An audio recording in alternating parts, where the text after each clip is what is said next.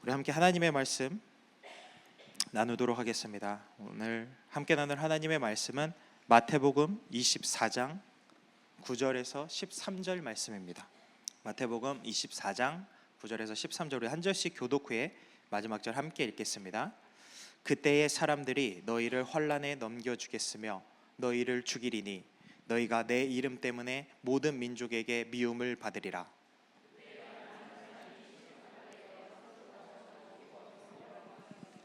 거짓 선지자가 많이 일어나 많은 사람을 미혹하겠으며, 함께 읽겠습니다. 그러나 끝까지 견디는 자는 구원을 얻으리라. 아멘. 생명기술이 발달을 하고 경제가 성장이 되고 의식주가 개선이 되면서 사람들의 평균 수명이 계속 늘어나더니만 이제는 100세 시대라고 하는 말조차 벌써 옛말이 된 지 오래입니다. 진짜 평균 수명이 늘었음을 통계가 증명을 하고 있는데 2023년에 전라도 지역에 100세 이상의 인구를 조사를 해봤는데 2018년에 4,232명이었던 인구가 2022년 들어서 6,922명으로 무려 63.5%나 증가했다고 합니다. 이렇게 평균 수명은 계속해서 늘어나고 있고 물가는 계속 상승을 하다 보니까 사람들의 관심이 자연스럽게 노후 준비, 노후 자금 쪽으로 흘러가고 있는 것 같아요. 국민연금연구원 조사 보고서에 따르면요, 필요 적정 노후 생활비가 부부는 평균 277만 원, 개인은 평균 177만 원으로 응답을 받았다고 합니다. 어떻게 이 정도면 여유 있으신 건가요? 생각해 보셨을 때 277만 원 부부는, 개인은 177만 원. 자기 집이 있으면 모르겠는데 토론토에서 월세를 내는 사람들은 택도 없을 것 같은데, 그러면서 은퇴 후에 대략 30년을 더 살게 된다고 가정을 했을 때 노후에 필요한 자금을 일반적으로 계산하는 방법이 월 생활비에서 20배에서 30배 정도를 곱해보면은 그게 앞으로 30년 뒤를 살게 될 노후 자금을 계산하는 방법이라고 해요. 그렇게 해서 노후 자금을 계산을 해보면은 대략 최소 4억에서 6억 원 정도가 필요하다고 합니다. 이게 만약에 단순히 생존을 위한 최소한의 비용이 아니라 은퇴 후에 취미나 여행이나 아니면 여가 활동을 즐기고 건강관리하고 또 가족과 친구 관계 유지하고 사회적으로 활동하고 싶은 사람이 있다라고 하면은 그러면 10억 이상 필요하대요. 성도님들 어떠신가요? 노후 준비 잘 돼가고 계십니까? 현실은 지금도 토론토의 무시무시한 생활비로 인해 겨우겨우 살아가는데 아마 10억은 고사하고 단순히 생존을 위한 비용이라고 하는 4억이라는 그 자금조차 마련할 수 있을까라는 생각이 들어요. 그리고 어쩌면 이러한 수치들이 누군가에게는 삶에 오히려 불안감으로 다가올 수 있을 것이라 생각이 됩니다. 근데 여러분, 이렇게 불안감을 들게 하는 이 노후 자금이라는 수치는 계산에 한 가지 빠뜨린 셈법이 있는데, 그것은 우리의 생명은 하나님의 손에 달려있기 때문에 은퇴 후에 30년을 반드시 살 수 있다라는 보장이 없다라는 거예요. 사람이 죽고 사는 것은 하나님께 달린 문제이며 우리는 그렇게 하나님이 허락하신 생명을 가지고 하루하루를 살아갈 뿐인데, 그렇게 우리의 인생이 주님께 언제 부르심을 받을지도 모르면서 30년을 운운하고 4억, 6억, 10억이라는 말에 걱정하고 근심하고 불안해한다라는 것은 뭔가 잘못된 거 아닌가라는 생각이 듭니다.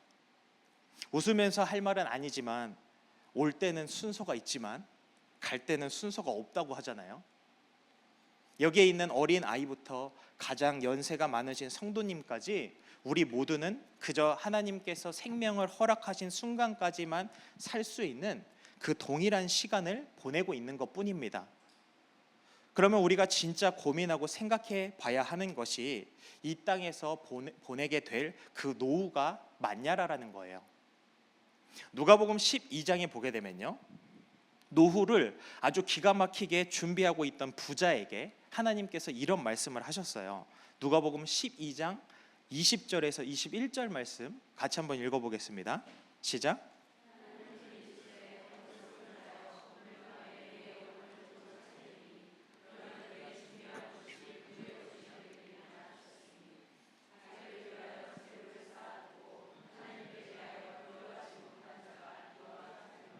아멘. 이 부자는요 16절에 따르면요 소출이 풍성했대요. 얼마나 풍성했냐면은 원래 쓰던 창고가 하나 있었는데 이미 그 창고가 꽉 차가지고 더 이상 쌓아둘 곳이 모자랐다라는 거예요. 굉장히 부럽죠? 네? 근데 그렇게 쌓아둘 곳이 모자라니까 이 부자가 생각할 때 이 창고를 부수고 더 크게 만들어서 거기에 쌓아둔 다음에 그리고 나서 그 가득히 쌓여있는 그 창고를 보면서 자신의 영혼에다 대고 말하기를 자 이제 더 이상 불안해하지 않고 평안을 누리면서 살아라 하면서 자기 영혼에다가 대고 그렇게 이야기를 했대요. 이렇게 생각하고 있는 부자에게 하나님께서 말씀하신 겁니다. 이 어리석은 자야 오늘 밤에 내 영혼을 내가 도로 찾으리니 그러면 네가 준비한 그 모든 것이 누구의 것이 되겠느냐. 무슨 뜻인가요? 주께서 만약 오늘 우리를 부르신다면 열심히 거두어 창고를 가득 채워둔 그 물질이 열심히 준비한 그 노후 자금이 의미가 있다라는 거예요? 없다라는 거예요? 없다라는 거예요. 그렇게 쌓아둔 물질이 우리의 영혼을 평안하게 할 수 없다라는 겁니다. 그러면 부자한테도 이렇게 적용이 된다라고 한다면은 그렇게 부자가 아닌 사람들, 뭐 가난한 사람들, 그 사람들은 물어볼 필요도 없지 않을까요? 부자도 안 되는 일인데 창고를 다 채울 수 있는 사람조차도 그 사람에게조차 그 안에 있는 많은 것들이 무의미하다라고 한다면 창고를 채울 수도 없는 사람, 창고조차도 없는 사람은 더 이야기할 필요가 없잖아요. 안 되는 건데. 그런데 안타깝게 노후에 대해 실제적으로 더 불안감을 느끼고 있는 사람들은 부자가 아니라 가난한 사람이라는 거예요. 지금도 부족한데 앞으로의 일들을 생각하면서 더 낙심에 빠진다라는 겁니다. 그리고 이런 모습이 저 교회 밖에 있는 세상 사람들에게만 있는 것이 아니고 교회 안에 있는 예수님을 믿는다고 하는 사람들에게도 있다라는 거예요. 여러분 노후 준비하시는 것이 필요합니다. 그런데 그 준비보다 더 중요하게 여겨야 하는 것이 앞으로 우리의 영이 어디에서 살아갈 것인가 이것이 되어야 하지 않을까요? 우리가 진짜 천국과 지옥을 믿는다고 하면 이 땅에서 살아갈 그 노후가 준비되지 못함으로 인해서 느끼는 그 근심과 걱정보다도 우리의 영혼이 구원을 받느냐 그렇지 않느냐로 더 근심하고 걱정하는 것이 우리에게 있어서 더 커야 하는 거 아닐까요? 그래서 성경은 고린도후서 7장 10절에 하나님의 뜻대로 하는 근심은 후회할 것이 없는 구원에 이르게 하는 회개를 이루는 것이요 세상 근심은 사망을 이루는 것이니라 이렇게 말을 하고 있는 겁니다. 그래서 저는 지금도 전쟁이나 여러 가지 일들로 이 불안정한 이 세상 속에서 앞으로 노후를 어떻게 보내야 할지보다 훨씬 더 중요한 우리의 신앙을 어떻게 준비하면서 살아갈지에 대한 이야기를 오늘 좀 나눠보려고 합니다. 오늘 본문의 말씀은요 제자들이 예수님께 주님의 임하심과 세상 끝때는 어떤 일이 일어났냐고 묻는 질문에 예수님께서 답변하시는 그런 말씀이에요. 우리가 앞으로 살아가게 될 세상에 대해서 예수님께서 이야기를 하고 있는 겁니다. 뭐라고 말씀하셨냐면 오늘 본문 9절에서 11절 말씀 같이 한번 읽어보겠습니다. 시작.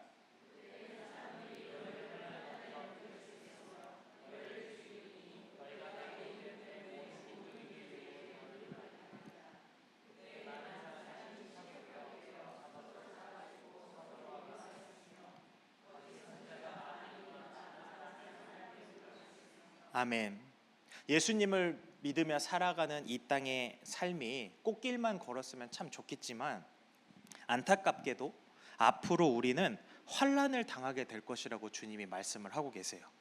그리고 그 환난의 때에 많은 사람들이 죄 가운데 빠져서 서로 배반하고 서로 미워하게 된다고 합니다. 그리고 그때를 틈타서 11절에 거짓 선지자들이 많이 나타나서 많은 사람을 미혹하게 한대요.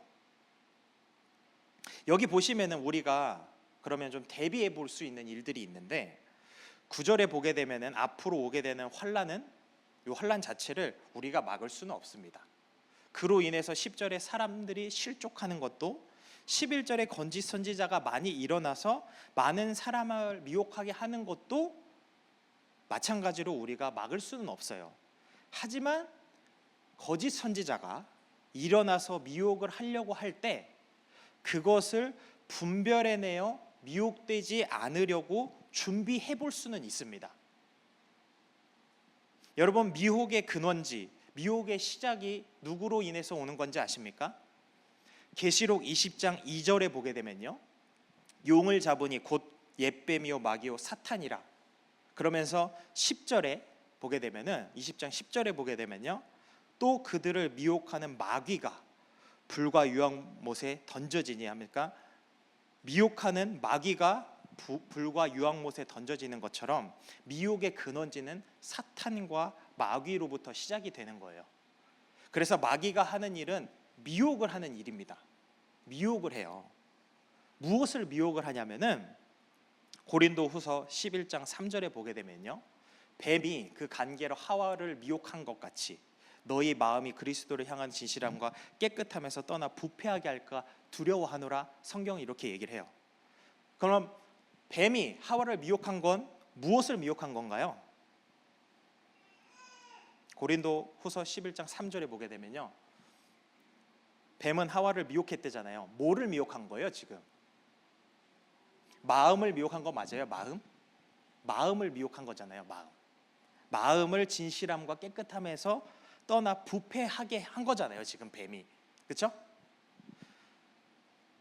여기서 마음이라고 얘기를 하는데 좀 더 정확하게 얘기하면은 우리의 마음속에 뿌려진 하나님의 말씀을 미혹시키는 그런 일들을 했어요. 우리가 잘 아는 창세기 2장과 3장에 보게 되면 아담과 하와 이야기가 나옵니다.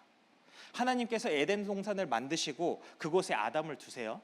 그리고 한 가지 약속을 하십니다. 창세기 2장 16절과 17절에 여호와 하나님이 그 사람에게 명하여 이르되 동산 각종 나무의 열매는 내가 의미로 먹되 선악을 알게 하는 나무의 열매는 먹지 말라. 내가 먹는 날에는 반드시 죽으리라 하시니라.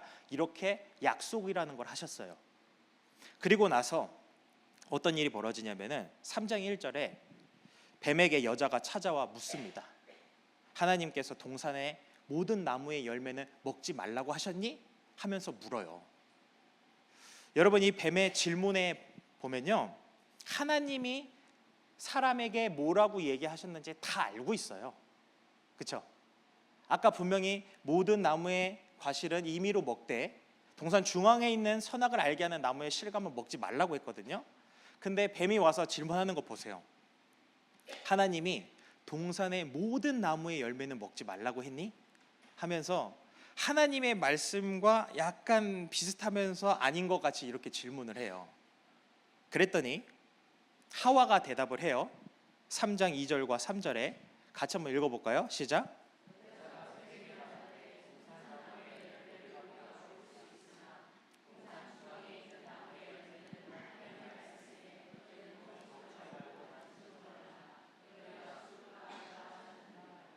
아멘. 2절을 보면요, 2절은 하와가 제대로 대답을 했어요. 근데 문제는 3절이에요. 3절의 하와의 대답을 자세히 보게 되면요, 하나님의 약속과는 조금 다른 이야기들이 나와요. 하나님은 분명히 2장 16절과 17절에 동산 중앙에 있는 선악과를 먹지 말라고 하셨고 먹으면 반드시 죽는다고 하셨어요. 근데 하와의 대답에는 만지지도 말라라는 이야기가 추가되어 있어요. 만지지도 말라. 하나님은 만지지 말라는 얘기는 안 하셨는데 만지지도 말라는 얘기가 추가되어 있고, 그리고 하나님은 반드시 죽는다라고 하셨는데 하와의 대답은 먹으면 죽을까 하노라라고 대답을 했어요. 그렇죠? 하나님의 말씀과 하와의 말이 좀 비슷해 보이지만 사실은 완전히 다른 이야기예요. 완전히 다른 이야기. 보세요. 완전히 죽는다하고 죽을까 한다하고는 완전 다른 얘기예요. 완전히 죽는다라는 건 100% 죽는다라는 얘기예요. 그렇죠? 근데 죽을까 한다는 얘기는 죽을 수도 있고 아닐 수도 있고 약간 애매모호한 얘기예요. 맞아요? 그렇죠? 그러니까 완전히 다른 얘기예요. 이건 완전히 다른 얘기인데, 그때 이 하와의 딱 대답을 듣고 나서 뱀이 이제 어떻게 접근을 하냐면은, 그 얘기를 듣자마자 4절에 너희는 결코 죽지 아니하리라 이렇게 얘기를 해요. 뱀이 와서. 그러니까 처음에는요, 하나님의 말씀은 100% 먹으면 죽어였어요. 근데 하와한테 그 얘기가 말씀이 들려서 그 얘기를 자기가 마음대로 얘기를 하기 시작하더니 죽을까 하노라가 되면서 확률이 50대 50이 돼요. 그러더니 나중에 뱀에게로 그 얘기가 싹 넘어가니까 어떻게 돼요? 이제 0%가 돼요. 우리 안에서 일어나는 일들이에요. 사단이 우리 안에 있는 말씀을 미혹해 할 때 이렇게 미혹을 해요. 비슷하게 와요. 비슷하게 와서 이래도 되지 않아? 저래도 되지 않을까? 이러면서 하나씩 툭툭 던져요. 그러면은 사람의 사고가 처음에 자리를 잘 잡아야 되는데, 처음에 절대 안 돼라고 자리를 잡아야 되는데, 처음에 조금 좀 이 정도는 괜찮지 않나? 이렇게 생각을 잡고 있으면은 이제 사단이 거기를 살살 긁는 거예요. 그러다 보면은 조금씩 바뀌다 보면은 나중에는 자신이 바뀐지도 모르게, 자신이 하나님의 말씀을 잃은지도 모르게 완전히 다 잃어버린다고요. 근데 이런 미혹이 지금도 계속돼요. 여러분, 지금 이 미혹의 근본적인 본질에는 어떤 게 있냐면은, 하나님의 말씀을 다르게 알게 만들거나 아니면 아예 없애버리는 거예요. 미혹을 하는 이유가 하나님의 말씀을 다르게 알게 만들거나 아니면 아예 없애버리는 거예요. 왜냐면은 제가 방금 말씀드린 대로 사람이 기본적으로 사고 체계가 어떤 행동을 하기 위해서는 일단 생각이라는 걸 먼저 해요. 그렇죠? 생각을 하고 나서 행동을 하잖아요. 아닌가요? 생각 없이 그냥 행동부터 하나요? 아니잖아요. 생각을 하고 나서 행동을 하잖아요. 그렇죠? 생각을 먼저 하고 나서 그 다음에 움직이는데, 그러니까 마귀는 우리의 행동을 바꾸려고 하는 게 아니고 생각을 먼저 바꾸려고 한다고요. 진짜 하나님의 사랑으로만 살아갈 수 있어? 진짜 예수님이면 충분해? 이렇게 어려운 시대에? 천국과 지옥이라는 게 진짜 있어? 예수님만 믿으면 정말 구원받는 거 맞아? 예수님만이 구원자 맞는 거야? 교회를 다니면 됐지, 일주일에 주일날 안 빠지면 됐지, 꼭 매일 혼자서 기도하는 시간이 필요하고 꼭 하나님의 말씀을 매일같이 읽어야 되는 거야? 교회를 다니면 됐지 고난이라는 거 꼭 겪어야 되는 거야? 하나님이 나의 모든 죄를 다 용서하셨는데 아니 내가 오늘 다른 사람 좀 미워하면 어때? 어차피 하나님이 용서해 주실 건데. 이러면서요. 그렇게 생각을 계속 바꾸려고 한다고요. 이 생각을 바꾸려고 하는 사단의 시도는 죽을 때까지 계속됩니다. 죽을 때까지. 여러분, 그러면 이런 미혹을 막아내려면은 우리는 어떻게 해야 하나요? 우리의 생각 속에 무엇이 중심되어져야 하고 강력하게 자리를 잡고 있어야 하는 건가요? 하나님의 말씀이 우리 중심에 강력하게 뿌리 내리고 자리 잡고 있어야 한다라는 거예요. 말씀을 이상하게 알고 있거나 잘 모르면 사단에게 그냥 속아 넘어가는 거예요. 그러니까 이단에게 빠지는 거예요. 여러분, 되게 웃기지 않아요? 교회에서 이단을 만나면 어떻게 하라고 가르쳐 주나요? 피하라고 가르치나요? 근데 왜 우리가 피해야 되죠? 우린 진짜고 쟤들은 가짜인데? 왜 우리가 피해야 되는 거예요? 왜 우리는 저들과 성경을 가지고 이야기를 하면은 진다라고 생각을 하는 건가요?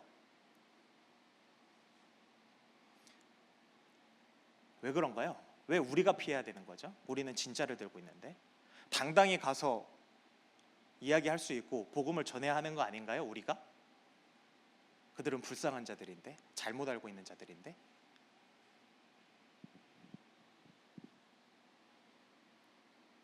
그런데 안타깝게도 우리는 가짜를 알고 있는 그들보다 성경도 모르고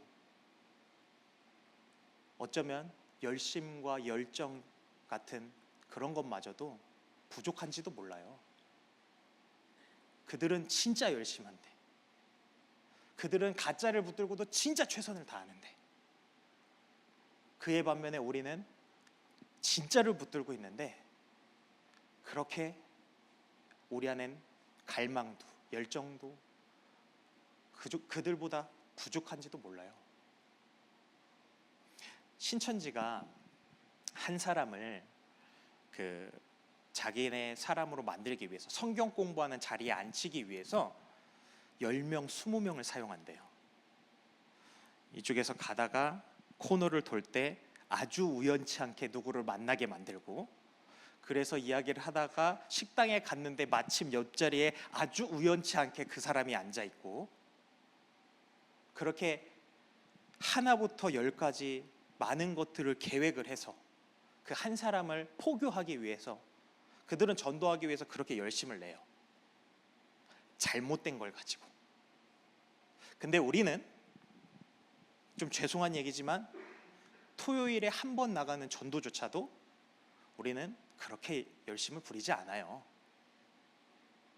그냥 하는 사람만 하는 거고, 안 되는 사람은 다 어쩔 수 없는 거고. 이해해요. 상황이 안 된다는 거 충분히 이해해요. 근데 1년 동안 한 번도 안 나온다라는 거는, 그거는 이해가 안 되는, 그건 마음이 없는 거예요. 그러지 않아요? 우린 휴가도 가잖아요. 그렇죠? 우리는 시간을 내서 우리 하고 싶은 걸 한단 말이에요. 근데 1년 내내 동안 단 한 번도 전도에 참석을 하지 못한다라는 거는, 물론 그런 사람이 있을 수 있어요. 그렇지만 대개는 안타깝게도 마음이 없는 거예요. 마음이 있으면 그럴 수가 없어요.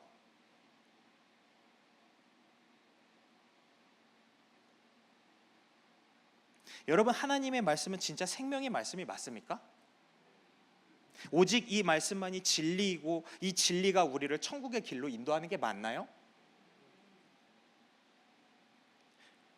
이걸 성경은 뭐라고 이야기하냐면요, 디모데후서 3장 14절과 15절에 그러나 너는 배우고 확신한 일에 거하라. 내가 내게서 배운 것을 알면 너는 어려서부터 성경을 알았나니 성경은 너로 하여금 그리스도 예수 안에 있는 믿음으로 말미암아 구원에 이르는 지혜가 있게 하느니라. 하나님의 말씀은 우리에게 구원에 이르는 지혜가 있게 하는 책이 맞나요? 여러분, 이렇게 하나님의 말씀이 생명이고 구원에 이르는 지혜가 있게 한다고 우리가 믿는다고 하면, 어째서 우리는 하나님의 말씀을 잘 알려고 하지 않는 건가요? 왜 적당히 알아도 대충 알아도 된다고 생각을 하는 건가요? 그러니까 우리 이단한테서 피해 다녀야 되는 거예요. 아마 계속 피해 다녀야 될 거예요. 우린 그들을 이길 수 없거든요. 그들은 주구장창 잘못된 방식으로 성경을 읽으면서 트레이닝을 하고 준비를 하는데, 우리는 아무런 준비하지 않거든요. 성경은 디모데 전서 2장 4절에 이렇게 기록을 하고 있어요. 같이 한번 읽어볼까요? 시작.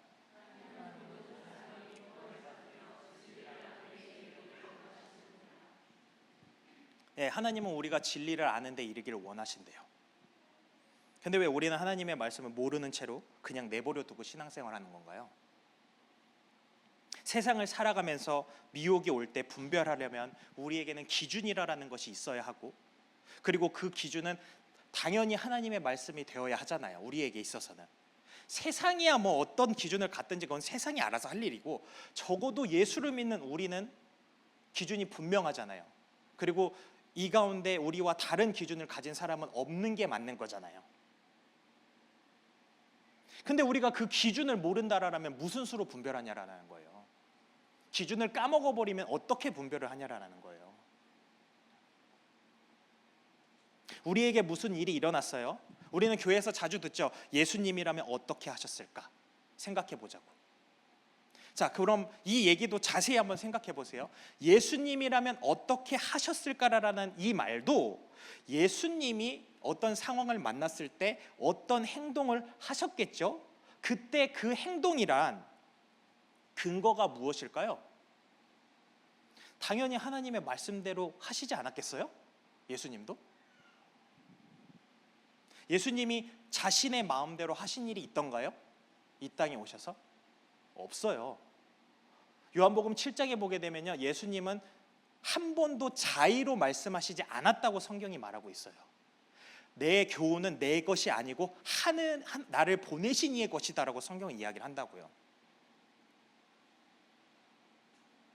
그러니까 마태복음 4장에 광야에서 마귀가 예수님을 미혹하려고 할 때 예수님은 미혹이 와요. 자, 이 돌을 떡이 되어 먹게 해라 하면서 미혹을 해요. 그때 예수님이 어떻게 해요? 뭘로 이겨내요? 말씀으로 이겨내요. 말씀으로 이겨낸다고요. 거기 보면 이렇게 써져 있어요. 기록되었으되 사람이 떡으로만 사는 것이 아니요 여호와의 입에서 나오는 말씀으로 한다는 그 말 앞에 기록되었으되라고 돼 있다고요. 예수님께서 말씀하시는데 기록되었으되. 그 얘기는 예수님조차도, 예수님은 본인이 하나님의 아들이에요. 사탄아 물러가라 해도 사탄이 물러갈 수 있는 힘을 가지고 있는 분이에요. 근데 예수님은 그때 자기의 힘을 이용하지 않으세요. 기록되었으되, 기록된 말씀으로 사탄을 이겨낸다고요.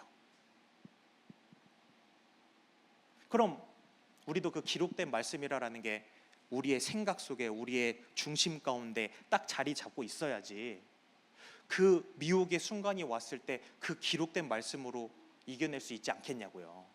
예수님이야 예수님이니까 기록된 말씀 사용 안 하신다 하더라도 사단을 쫓아내고 뭐 귀신을 쫓아내고 다 할 수 있을 거 아니에요. 그렇지만 우린 아니잖아요. 우린 사람이잖아요. 그러니까 예수님이 보여주신 거예요. 자, 사람은 이렇게 마귀를 이겨내면 돼, 무찌르면 돼, 대적하면 돼 하면서 기록되었으되. 마태복음 4장에서 3번 다 말씀하실 때 전부 다 예수님은 성경의 말씀을 가지고 사탄을 이겨내세요. 본인의 힘을 사용하지 않으신다고요. 그럼 우리는요? 진짜 웃기지 않아요? 말씀은 그 히브리서에 보면은 성령의 검이래요. 말씀은 성령의 검. 근데 이 검을 놓고 사탄하고 싸우려고 해요. 기억하지도 않고, 그리고 뭔지 잘 몰라요. 검이 없이 싸우는 거예요. 사탄하고. 아무리 싸워봤자 최선의 성적은 비기는 거예요. 아니, 검이 없는데 검으로 찔러야 이기는 거 아니에요? 근데 검이 없이 산다고요. 근데 그대로 내버려둬요.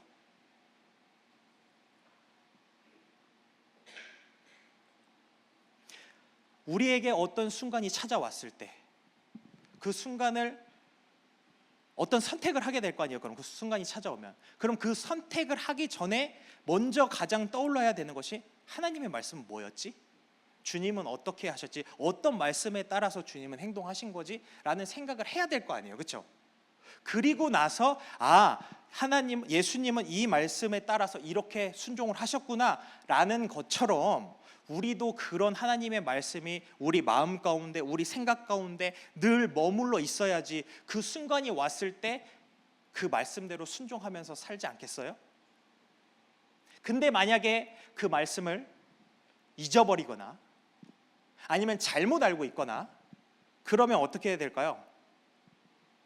자신의 옛 습관대로, 자신이 지금까지 해왔던 대로, 자신이 했던 경험에 의존한 선택을 하게 될 거라고요.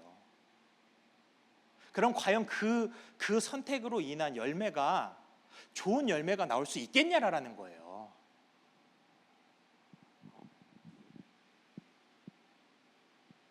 그러니까 예수님은 돌을 떡으로 만들어 먹지 않으신 거예요. 높은 곳에서 뛰어내리시지도 않았고 사단에게 절하지도 않았던 거예요. 왜? 머릿속에 하나님의 말씀이 있었거든요. 읽었거든요. 예수님도. 그러니까 기록되었으되, 읽었다는 얘기예요. 여기 이렇게 기록되어 있잖아 하면서 이야기를 하시잖아요. 예수님도. 그러면 우리도 당연히 그렇게 말씀을 기억하고 있고 생각하고 있고 그래야 하는 거잖아요.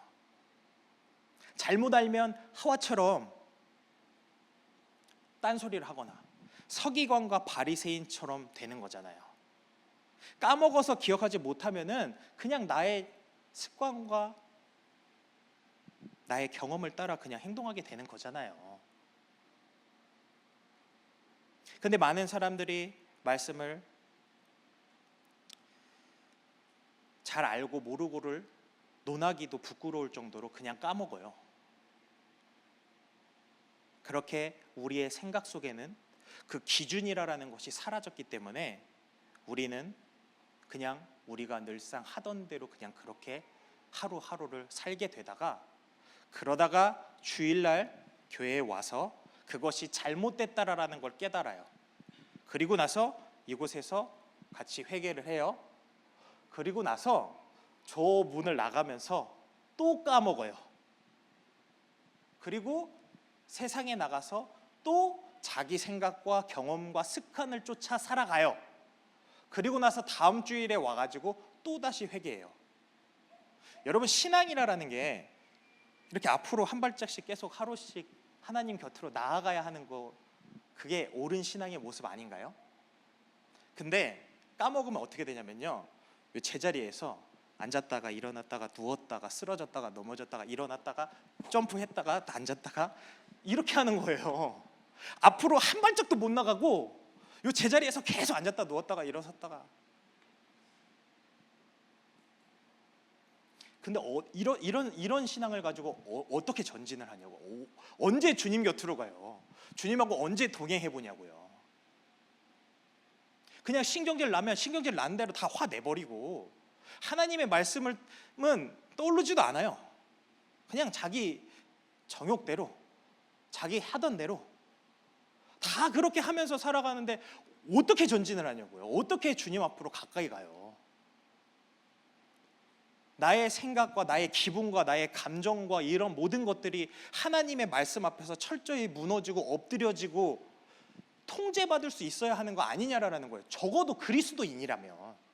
아니, 세상의 사람들이야 원래 자기 마음대로 사는 사람이니까 그렇다 치고 우리는 달라야 하잖아요. 근데 우리조차도 우리의 생각대로, 우리가 원하는 대로, 우리가 하고 싶은 대로 하면서 살아가니까 세상이 우리더러 손가락질 하는 거예요. 도대체 너희들이랑 우리랑 다른 게 뭐냐라는 거예요. 뭐가 어디가 다르냐라는 거예요. 그냥 너희도 너희 정욕대로 하잖아. 하고 싶은 대로 하잖아. 입술로는 서로 사랑해야 된다 그러고, 이웃을 사랑해야 된다 그러고, 참아야 된다 그러고, 용서해야 된다 그러고, 오른편을 맞으면 왼편을 돌려대라고 입술로는 얘기를 하는데 그냥 막상 오른편 맞으면 너 한 대 갇히잖아. 근데 뭐가 너희랑 나랑 뭐가 다르냐라는 거예요. 세상에 우리한테 얘기하는 게 그거예요. 다른 게 아니고. 다른 사람에 대해서 비판하지 말고 판단하지 말고 남 얘기하지 말라고 얘기를 하면서 우리도 똑같이 그렇게 하니까 세상이 우리에게 얘기를 하는 거라고요. 나는 너희가 믿는 하나님 안 믿겠다라는 거예요.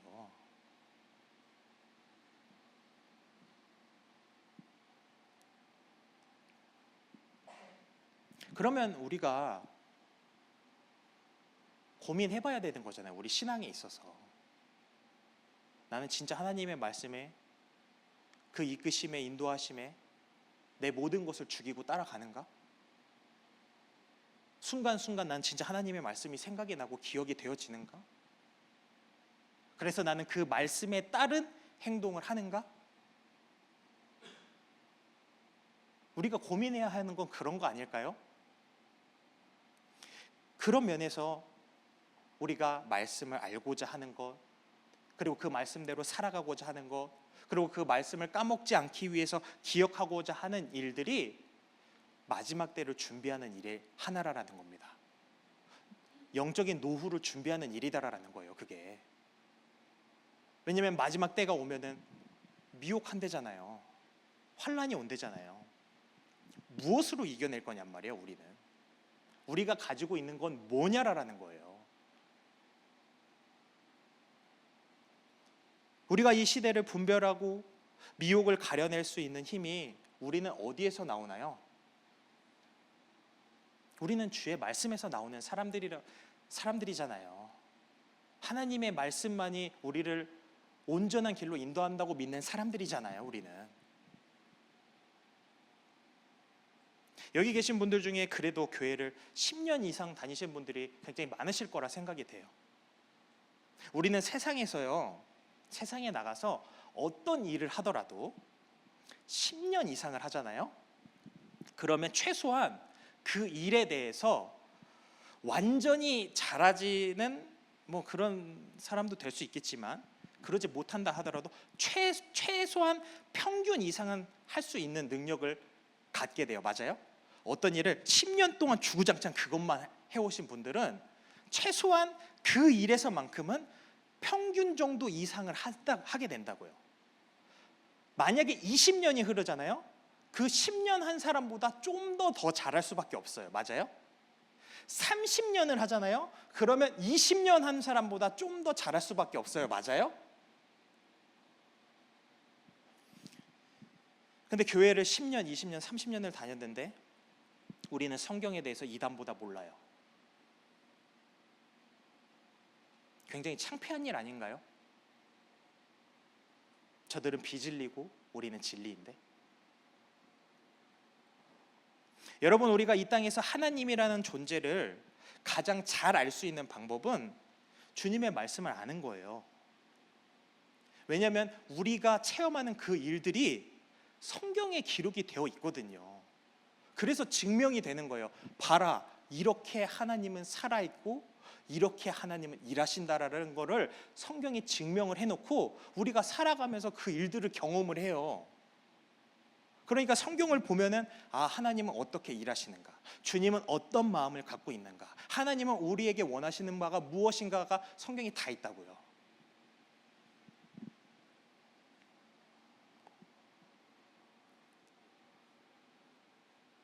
그러니까 우리는 성경을 바로 알아야 하고요. 우리가 하나님의 뜻 성경 다 저도 다 몰라요. 그렇지만 모른다고 해서 그냥 손 놓고 있을 게 아니라 우리가 최대한 알려고 노력해야 되는 게 옳은 거잖아요. 알고자 해야 하는 거잖아요. 왜? 주님의 마음이 여기 담겨 있다는데, 하나님의 뜻이 담겨 있다는데, 우리가 완벽하게 모른다 할지라도 그래도 알고자 하는 노력이 우리 가운데 있어야 하는 건 맞잖아요. 그렇죠? 그렇게 알아야 아는 대로 행동을 하게 되잖아요. 그러니까 아는 거하고 이 행동하는 거하고 분리를 하려고 하면 안 돼요. 이건 그냥 하나로 붙어 다니는 거예요. 아는 대로 행동을 해야 되는 거예요. 성경은. 신앙생활이라는 건 아는 대로 행동을 하는 거잖아요. 그렇잖아요. 우리가 성경에 쓰여진 대로 행동을 하는 게 신앙생활이잖아요. 만약에 둘 중에 하나가 빠지면요, 이제 잘못된 길로 빠지는 거예요. 잘못 알면, 그리고 행동만 하면 이단처럼 가는 거고, 알기만 알고 행하지 않으면 서기관과 바리새인처럼 되는 거예요. 예수님이 말씀하셨어요. 말세에 거짓 선지자들이 일어나서 많은 사람을 미혹하게 할 거라고요. 그럼 우리는 그 날이 오기 전에, 그 날을 대비하기 위해서 주님의 말씀을 차곡차곡 내 안에 잘 쌓아가고 있어야 된다라는 거예요. 스스로 분별할 수 있도록. 그것이 우리가 영적인 노후를 준비하는 일의 하나라는 겁니다. 여러분, 무슨 선택할 때마다 목사님한테 전화 드릴 건가요? 어떻게 해야 하는지? 아니잖아요. 스스로 할 수 있어야 돼요. 스스로. 저희들은 그 스스로 하는 데에 이를 때까지 그냥 옆에서 보조 역할을 하는 정도에 불과해요.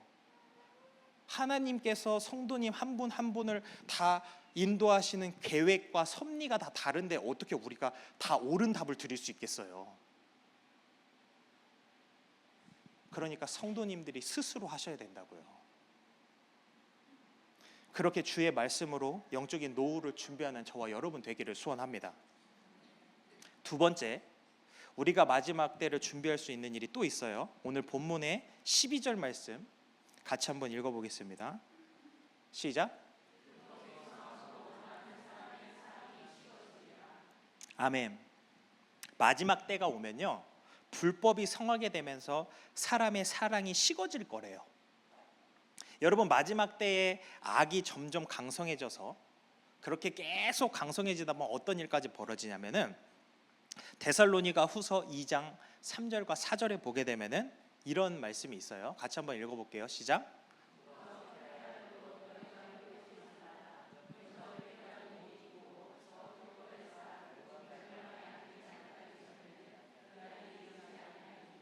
그는 대적하는 자라 신이라고 불리는 모든 것과 숭배함을 받는 것에 대항하여 그 위에 자기를 높이고 하나님의 성전에 앉아 자기를 하나님이라고 내세우느니라. 아멘. 마지막 때에, 그러니까 예수님이 오시기 전에 악이 극으로 치닫게 되었을 때 벌어지는 일들이 뭐냐면은 불법의 사람, 이 멸망의 아들이 나타날 거래요. 이런 사람이 나타나 가지고 하는 일이 뭐냐면 4절에 신이라고 불리는 모든 것들과 모든 예배의 대상이 되는 것들을 대적하면서 그 모든 것 위에 자기가 높아지면서 하나님의 성전에 앉아가지고 자기를 가르쳐서 하나님이라고 그렇게 할 거래요. 그러면서 이러한 흐름들이 어떤 일들을 만들어내냐면요, 계시록 13장 15절에서 17절에 보게 되면은 이런 흐름으로 이어져요. 같이 한번 읽어볼까요? 시작.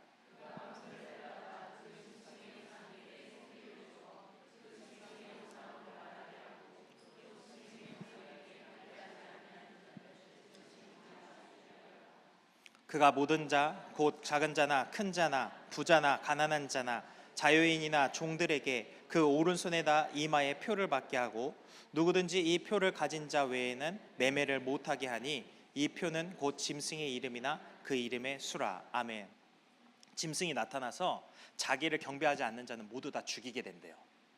거기서 그치지 않고 그가 모든 사람들, 그러니까 작은 자나 큰 자나 부자나 가난한 자나 할 것 없이, 자유인이나 종들이나 할 것 없이 오른손이나 이마에 표를 받게 하고 누구든지 이 표를 가지지 않으면 매매하지 못하게 할 거래요. 그러면은 일단은 그 표가 뭔지라는 얘기는 일단은 접어두고, 어쨌든 이 표를 못 받으면 매매를 못 한다라는 건 분명한 거잖아요. 그렇죠?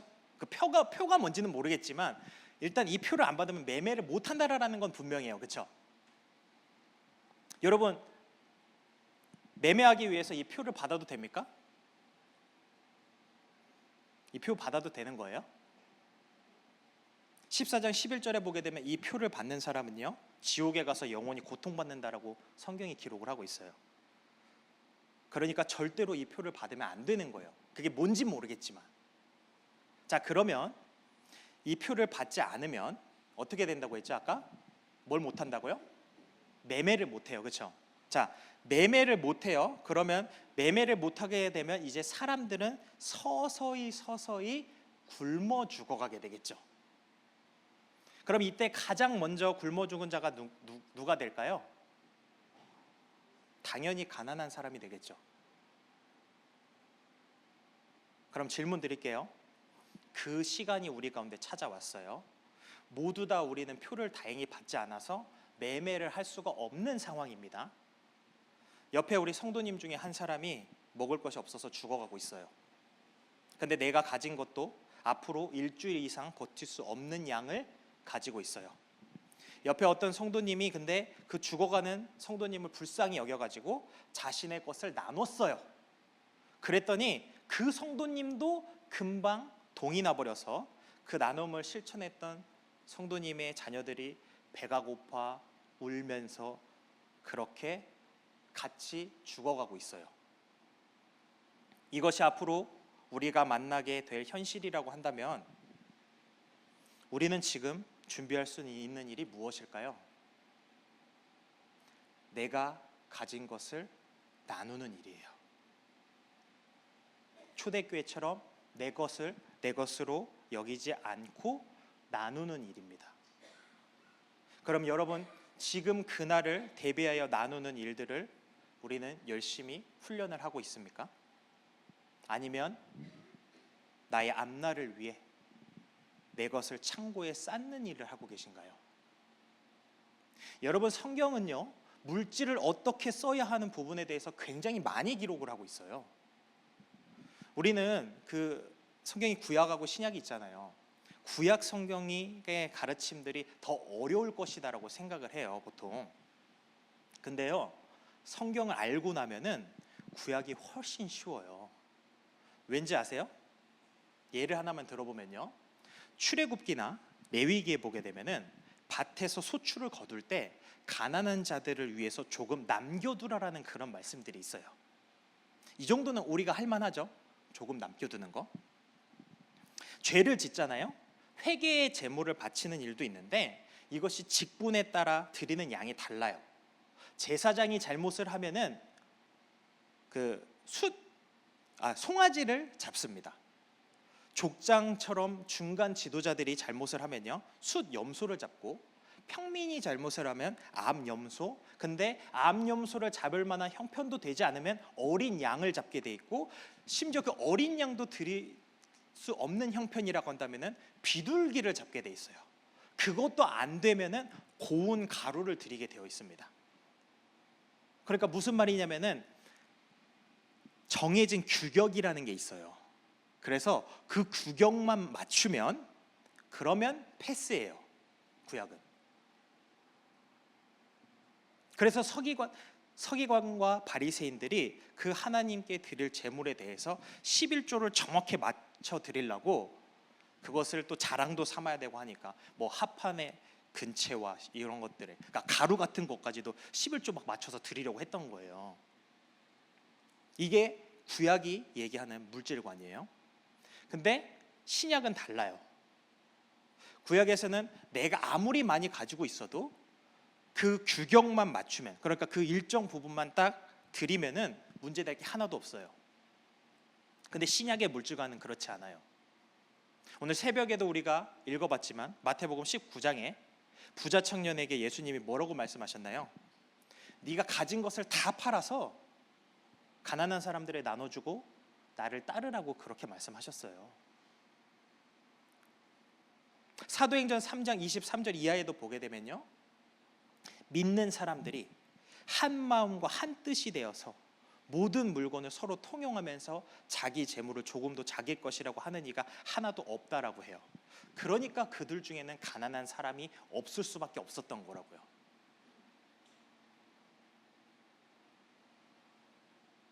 밭과 집 있는 자가 다 팔아가지고 사도들 앞에 가져오면은 사도들이 그것을 각 사람의 필요에 따라 나눠줬거든요.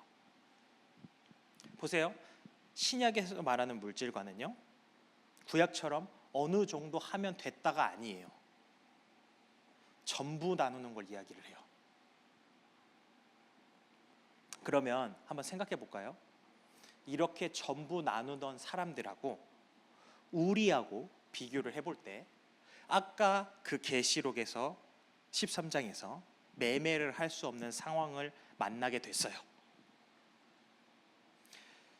그때 견뎌낼 수 있는 힘이 우리와 초대교회 성도들 중에 누가 더 오래 견딜까요? 누가 더 오래 견뎌요? 초대교회 성도들이겠죠? 그래서 오늘 본문 24장 13절에 끝까지 견디는 자가 구원을 얻는다라는 거예요. 끝까지 견뎌내야 되는데 누가 더 구원받을 확률이 높을까요? 그들이에요. 굉장히 부담스럽죠? 차라리 몰랐으면 하는 말씀이죠. 마음이라도 편하게.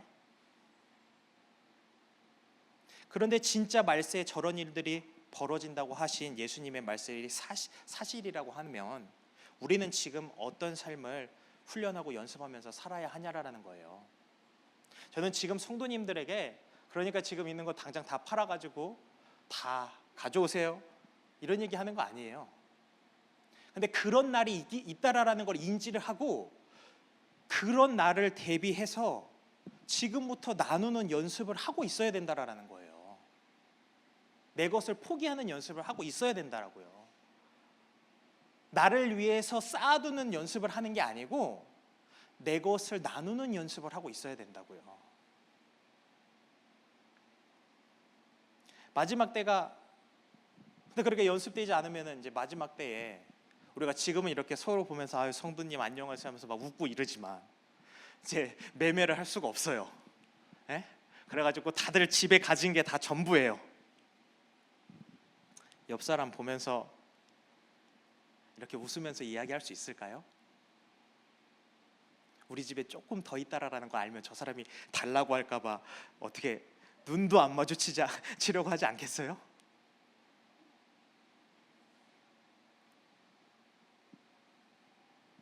그렇게 눈도 안 마주치고 외면하고 하면서 성경이 쓰여진 대로 불법이 성하면서 많은 사람의 사랑이 식어지게 되는 거예요. 성경은 내 이웃을 내 몸과 같이 사랑하라고 했는데 식어지는 거예요. 그렇게. 여러분, 세상에 우리의 물질이 쓰여야 할 곳이 수두룩해요. 수두룩. 진짜 밑 빠진 독에 물 붓기 수준으로 우리가 나눠야 할 곳이 너무나 많아요. 인터넷 뉴스 기사에 보니까 모든 것을 바쳐서 평생토록 각 나라에서 선교를 하시다가 뭐 건강의 문제로 또 비자의 문제로 아니면 연세가 너무 많이 드셔서 은퇴를 하시고 한국으로 귀국하신 선교사님들의 기사를 읽어본 적이 있는데 그분들 지금 어떻게 사시는지 아세요? 어느 곳에 하나 머물 곳이 없어가지고 먹을 것조차도 없어가지고 폐지를 주면서 살고 계세요. 하루에 많이 벌면 2만 원 정도래요. 그런데 이분들이요, 그렇게 폐지 주어서 모은 그 돈 가지고 거기서 쪼개서 북한하고 아프리카에 선교한다고 또 보내세요. 그러니까 우리도 물질에 대해서 좀 고민해 봐야 되지 않을까요? 어떤 성도님이 저한테 그러더라고요. 목사님 집 안 사세요? 제가 뭐라 그랬는지 알아요? 어차피 못 사요. 가진 게 없어서. 그러니까 그냥 나누다가 그냥 그렇게 예수님 만나는 게 나을 것 같아요. 얼마나 천의 환경이에요, 나누기. 어차피 집 못 사는 환경. 네? 너무 집값이 높아서 어차피 못 사요. 그냥 나누다가 가기 좋잖아요. 안 그러면 어느 정도 살 수 있는 정도가 되면은 이제 하나씩 그거 다 살려고 하다 보면은 이제 그거 이제 모기지 갖고 뭐 하다 보면은 또 나누는 게 점점 줄어들 거 아니에요. 그냥 못 사는 환경에서 그냥 그렇게 나누면서 어차피 없는데. 근데 하나님은 이런 표현이 있죠, 성경에. 가난한 자가 한 것을 부자가 한 거하고 동일하게 쳐주겠다고요. 그러니까 하나님은 공평한 하나님이라는 거예요. 가난한 사람이 한 것을 부자가 많은 일을 한 것과 똑같이 쳐주시겠대요. 사랑하는 여러분, 환난을 준비하고 마지막 때를 준비하는 모습들은 이런 모습이 아닐까요? 우리는 지금 무엇을 준비하면서 살아가고 계신가요? 우리는 모두가 지금 다 어려운 시기를 지나고 있다는 것을 잘 알고 있습니다. 그래서 이런 말씀을 드리는 게 굉장히 죄송해요. 그렇지만 목사로서 하나님의 말씀이, 하나님의 뜻이 이렇기 때문에 전할 수밖에 없어요. 전할 수밖에 없어요. 어쩌면 오늘 이 말씀이 믿음이 연약한 분들에게는 오히려 걸림돌이 될지도 몰라요. 그럼에도 우리는 이미 오랜 세월 신앙생활을 해왔고 이제는 더 이상 젖만 먹는 것이 아니라 단단한 식물을 먹을 수 있는 그런 장성한 믿음의 분량에 이르러야 하기 때문에 그래서 말씀을 전합니다. 이제 내일 모레면 우리가 수련회 때 요한계시록을 보잖아요. 그래서 살짝 맛만 보는 거예요. 여러분, 지금 나의 상황을 바라본다면 어쩌면 더 큰 걱정이 될지 모릅니다. 그러나 주님께서 그날을 대비하여 우리에게 보내주신 분이 바로 성령님이세요. 성경은 이야기해요. 사람은 할 수 없으되 하나님은 할 수 있느니라. 마태복음 10장 19절과 20절. 너희를 넘겨줄 때에 어떻게 또는 무슨 말을 할까 염려하지 말라. 그때에 너희에게 할 말을 주시리니 말하는 이는 너희가 아니라 너희 속에서 말씀하시는 이 곧 너희 아버지의 성령이시니라. 여러분, 마지막 때에 우리가 그것을 이겨낼 수 있도록 주께서 성령님을 예비해 두셨어요. 우리에게는 계속해서 마지막 때가 다가오고 있습니다.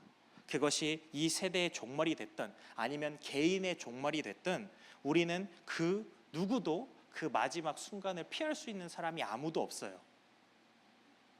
그리고 그날이 언제 닥칠지 모릅니다. 사랑하는 여러분, 우리가 그 순간을 준비하는 저와 여러분 되기를 소원합니다. 여러분, 이렇게 생각하시는 분이 있더라고요. 그 환난의 때면 막 무시무시한 일들이 벌어지잖아요. 아우, 그 전에 죽었으면 좋겠다, 이렇게 생각하시는 분이 계시더라고요.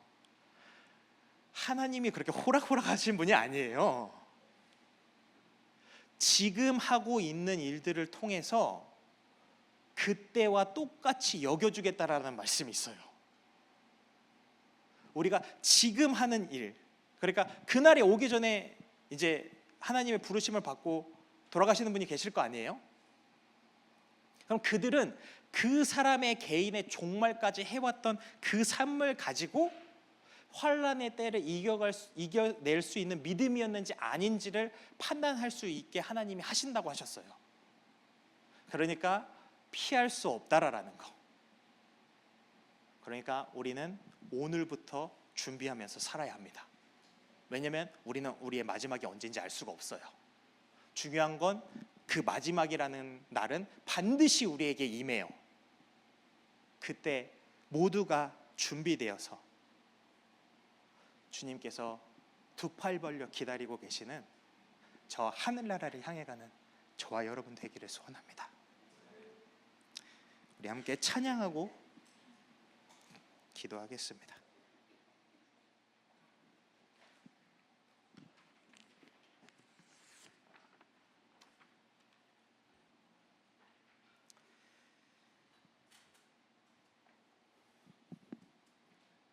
찬양이 굉장히 빠른 곡이거든요. 가사는 되게 무시무시해요. 같이 한번 불러볼까요? 찬양 내 안에 부어주셔서 함께 찬양하겠습니다.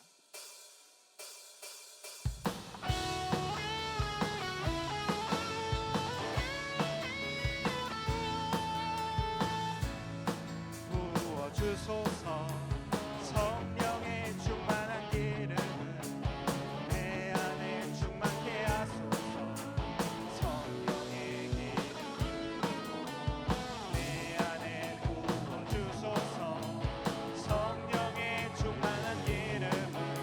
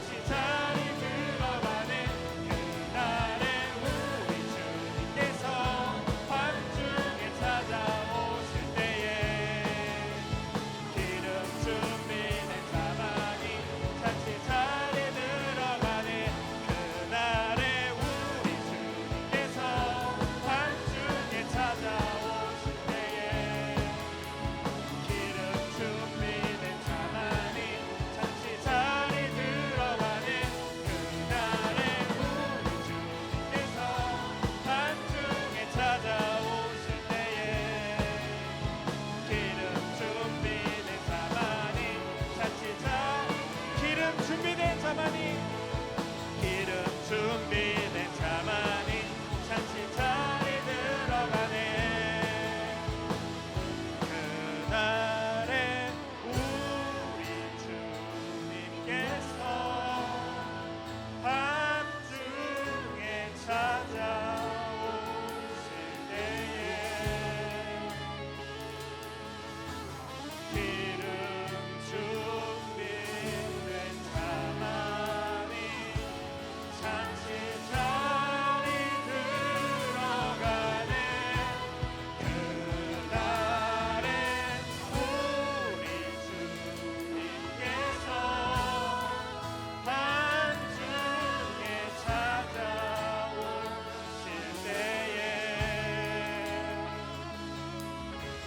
기름 준비된 자만이 잔치자리 들어가네. 여러분, 이 땅에서 노후를 아무리 준비해봤자 그 시간 아무리 길어봤자 100년 넘기 어렵습니다. 그러나 영혼을 준비하면서 살다가 맞이하게 되는 전 천국은요, 영원히 살게 되는 곳이에요. 근데 만약에 우리가 그 천국을 가지 못하잖아요. 기름이 준비되지 않아서 주님을 맞이하지 못하게 되면은 그 영원한 시간을 우리는 지옥에서 보내야 돼요. 여러분, 지옥이 얼마나 무서운 곳인지 아십니까? 어디에 살짝 데이는 그 정도가 아니에요. 영원토록 세세토록 고난을 받는 곳이 지옥입니다. 여러분, 어느 것을 향해 준비하는 것이 진짜 축복된 길을 걸어가는 건가요? 여러분, 무엇을 준비하면서 살아가시겠습니까?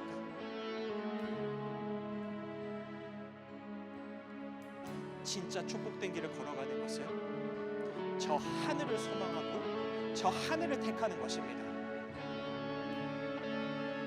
우리 이 시간 함께 가슴에 손을 얹고 통성으로 기도할 때, 하나님, 이 땅에서 살아가는 동안 날마다 주님 맞을 준비하며 살아가는 자 되길 소원합니다. 반드시 기름 준비되어서 신랑 되신 주님 오실 그날에 주님을 맞이하는 그런 자 되길 원합니다. 이 땅에 일들로 인해서 고민하고 걱정하고 근심하는 것들, 아버지, 이 시간 모든 것들 내려놓게 하여 주시고, 우리의 영혼이 지금 어디로 가고 있는지, 주의 길을 정말 따라가고 있는지, 우리 그 길 갈 수 있도록, 끝까지 완주할 수 있도록, 끝까지 견뎌내어 구원을 얻을 수 있도록 주의 성령이 우리 가운데 임하여 주셔서 우리를 붙들어 주시고 우리를 죄와 사망의 몸에서 해방케 하여 주시옵소서. 우리 이 시간 주님의 이름 한번 부르고 통성으로 기도하겠습니다.